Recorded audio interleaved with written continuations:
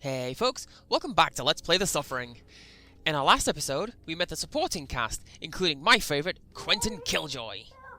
Now read on. It's so dark in here. What's going on, Daddy? I'm sorry. I'm so sorry. I won't do it again. Just get me out, Daddy. So, yeah, one of Talk's kids seems to be in this room, and we can't open the door itself, but we can do this. Yeah, physics be damned. We're opening that door the cool way. Daddy, I can't see. Where are you? Turn on the lights. No, I don't want to see it. No. Daddy, no.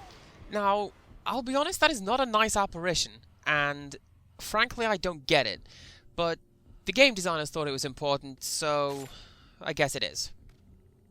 Somehow. Tell you what else is important. Little secret coming up. All we have to do is grab this crate and drag it backwards down the corridor. So while I'm doing that, something else I started in the last episode, I was talking about the game's development. Curse my urge to progress. The designers set out to avoid the majority of horror game things like, you know, cutscenes, weak characters, fixed camera angles, sparse ammunition. Can I get up there? I don't think I can. I think we need to pull that a little bit more. They said that they knew they wouldn't be able to do the same kind of game as Silent Hill, especially since Silent Hill 2 was a fairly recent release. They said they needed to come up with a bunch of other sources for their references, and you know, they were entirely okay with doing that, and I think it worked out well. That guy did not work out well. Anyways, yeah, this is Hidden Weapon Cache 2, up in the alcove up there. Okay, this room. This room caused me some difficulty on my first playthrough in the game. Like my very first playthrough when I first got it. There's about 8 Slayers and a Marksman to contend with. Thankfully, I found both hidden weapons at this point, so I'm as armed as I can be, and I should be okay. And yeah, that's what flashbangs do. Sod all! I think they're meant to stun the Slayers or something like that, but really, they don't actually do anything. Good tactic for this room, the best tactic I find, is try and put the Slayers between you and the Marksman. Friendly fire is turned on, so the gunner's bullets can and will hit the Slayers and kill them for you, which it's a subtle hint at a game mechanic you're not meant to know about until like a couple of levels from now. Okay, so pick up some supplies and push on. Something I like, there's actually 2 ways to progress here. And the first one, if we go inside this little hidey hole cell, whatever you want to call it, we turn the handle twice. Is it twice? Yes. They're spies for the Nazis. They're a threat to our security. Am I supposed to ignore that goddamn airplane? But sir, That last one is also a hint to something that you're going to find right near the end of the game. But, no, that's one way to progress. The other way to progress... Can I open that? I don't think I need to open that. If you cut down the bars on that door there, you can use this crate here. Which, what do you know? It is designed perfectly to fit through the door. I found a way out. And as well as that little chilling message, we also find an alternative route. Neither one is better or worse than the other. It all goes the same way. Am I facing the right way? No, I'm not. Nice work, Andy. This prison is my command. I am God here. You will follow my orders. And that corporal guy, we're going to learn a lot more about him as we go through the game. Though, I mean, pretty much all you need to know is Talk, right there. but watch yourself. This place can eat your soul.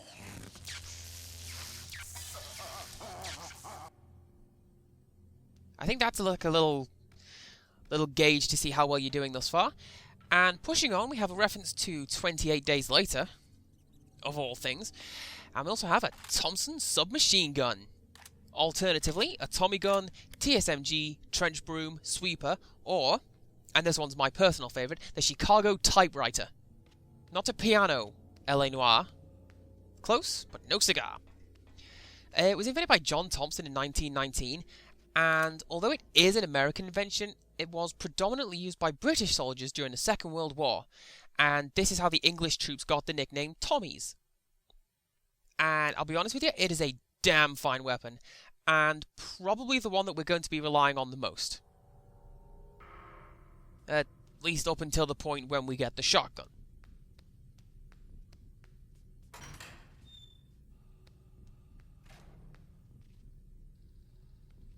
Now, interestingly, we can't leave the room.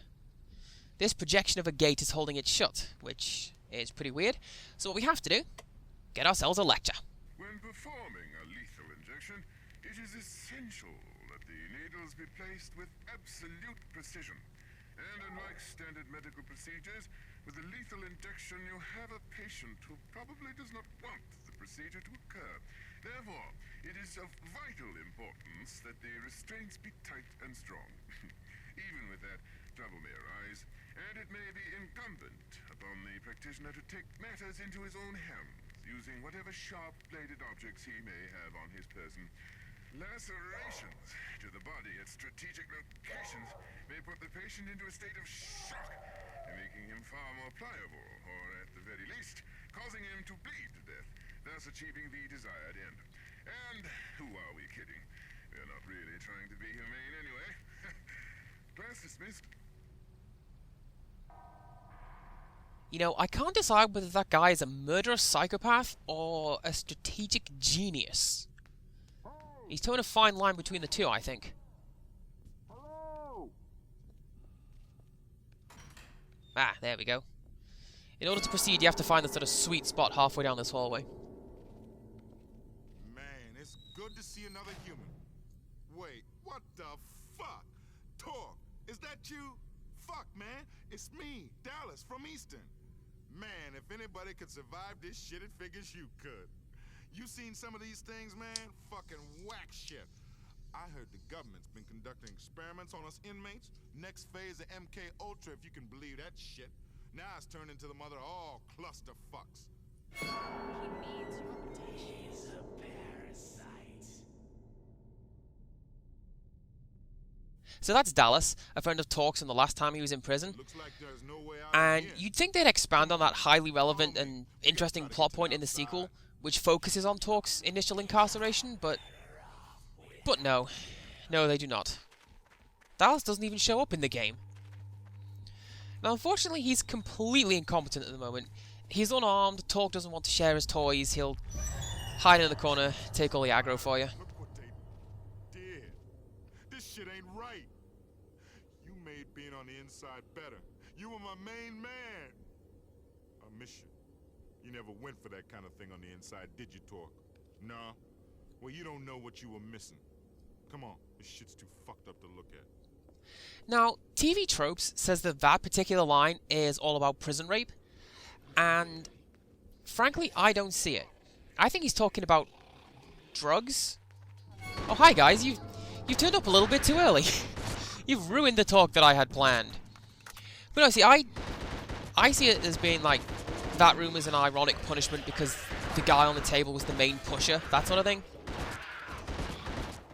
I don't know, I never saw it as rapey, even though TV Tropes says otherwise. I mean, TV Tropes really will ruin your life like that. Come on, Torque, we gotta get out of this motherfucker. So in the development materials for the game, they actually show this particular portion of the game running without any textures, and it is insane how much detail remains in just the wireframe models. Now, the main problem with this particular part of the game is that Dallas's AI knows that there are slayers or marksmen about. You don't know this, necessarily. So you have to search and wait and just hang around until they show themselves. And I gotta say though, I really... Whoa! Hi! I really like this particular little alcove. I mean, I'm not entirely sure why, because It looks much the same as any other dismal hole on Corner Island, but this one really does look pretty good to me.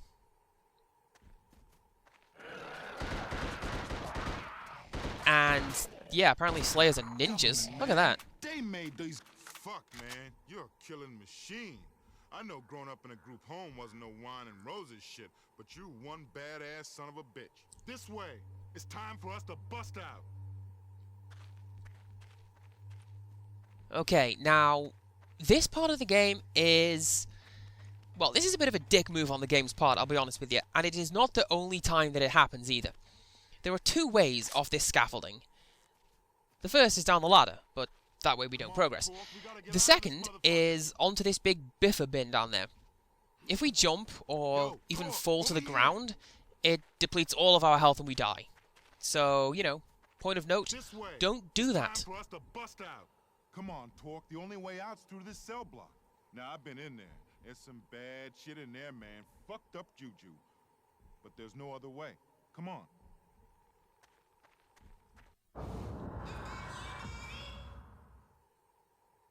And with that rather sinister flash, we find the end of level 3. Pretty short if you ask me, but, well hey, I'm not complaining. Probably will complain about these loading screens though. Would you believe this is the speeded up version on the 360? This coming from somebody who used to sit through 10-minute loading screens. I have been spoiled in my old age, let me tell you something. Man, we gotta watch out. Those fucking cutters are everywhere in here. But this is the only way to go, man, if we gonna bounce up out of this shithole.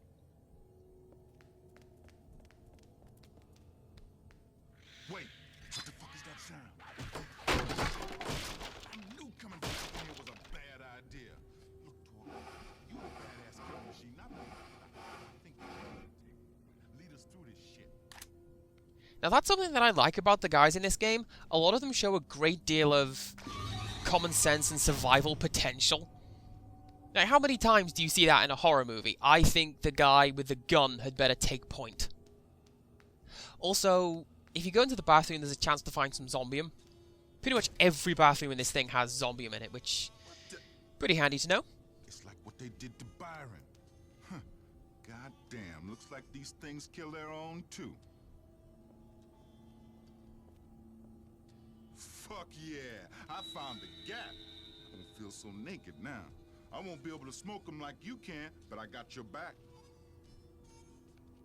Dallas getting a gun, that changes his AI significantly. He won't run and hide, he'll back you up, and even though he puts himself down, he will rack up an impressive kill count if you leave him on his own. Look at that mutant thing! Shit, what the hell is it? What the hell indeed?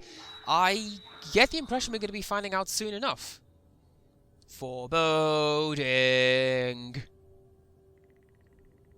And yeah, we're also going to take a look at what's going on the monitor. Nothing. And this is not... Whoa!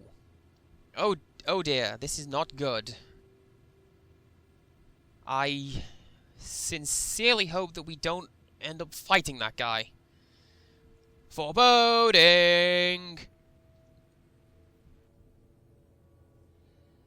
Yeah, you can tell that I've played this game plenty of times before. Asylum on the east side of Carnate? Maybe that's where the government been doing their experiment. You know, turning the inmates into those freaks of nature. Didn't they ever read Mary Shelley? Learn that shit don't ever work out. Speaking of which, there's a production of Frankenstein going on at the local theatre, and it's really interestingly done because the guys playing Frankenstein and the creature alternate roles every other night. It's pretty great. There's no telling where those gimp freaks are. I knew a skinny motherfucker once. Spent all his days mainlining the China White. Wound up so cooked, he couldn't tell you his own name. That freak thing reminds me of him. Fucking mainliner. Thank you for that, Dallas. Now, this particular cell includes the message Peltier is still here, and this refers to a man named Leonard Peltier, a man who shot and killed 2 FBI agents. For some reason, people believe that he's been wrongly convicted, and they're lobbying to free him, kind of like, Mumia Abu Jamal. Peltier is next up for parole in 2004. Attention, T-Block officers. This is Hargrave. We have the situation under control in B-Block. Repeat, we have everything under control. Only brother I ever. COs should report to B-Block to receive your orders. The hour of retribution is at hand. Well, thank you for talking over me, both of you guys. So yeah, Leonard Peltier is next up for parole in 2024. Or, if you're watching this in 2024, never, because he totally killed 2 FBI agents who came to arrest him for killing a police officer. Like you killed them. Kind of taking sides on that one.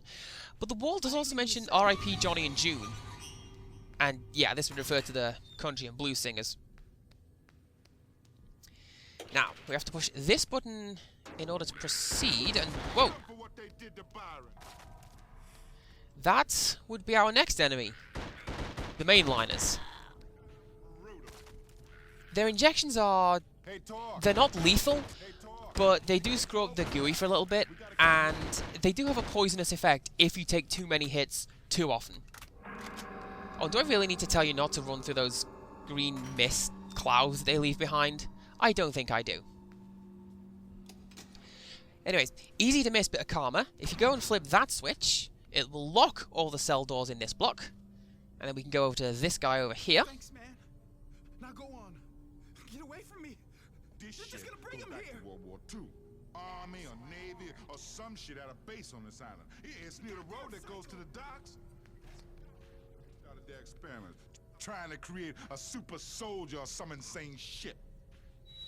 Do you mind, dude? I'm trying to do a Let's Play over here. I was going to show off a few other things that are pretty easy to miss if you just follow the path that you're meant to take and don't go ahead. Somebody... Whoa! Game, that is not cool. What the hell?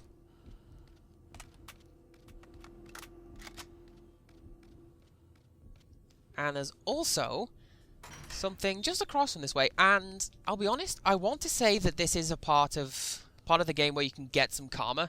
Hey, you. Not there, because you can't You gotta cross there, obviously, but Jesus, they're right behind me. like, Nowhere to hide, inmate. Time's up. I want to think that if you attack the guards, you'll gain karma. If you attack the prisoner, you'll lose it. I will be honest, I have absolutely no idea, but it's plot, and I promised you that I would show it all, so Thanks, man. there it is. Now go on. Okay, this is something something else I don't want to do, just but had to get out. well, it's The first plot, time so I didn't want conjugal visits. The second, I just wasn't ready to give up my own life, my chance at a career. I regret both times. You've been trapped your whole life, T. You've got to be strong to be free.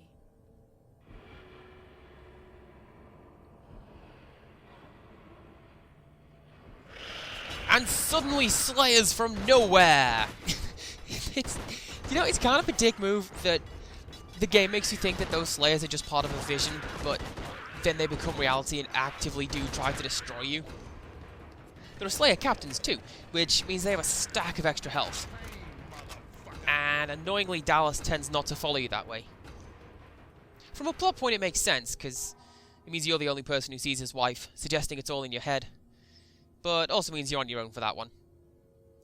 Anyways, I think we're going to call it here, so join us next time for a little bit more of this. And until next time, goodbye.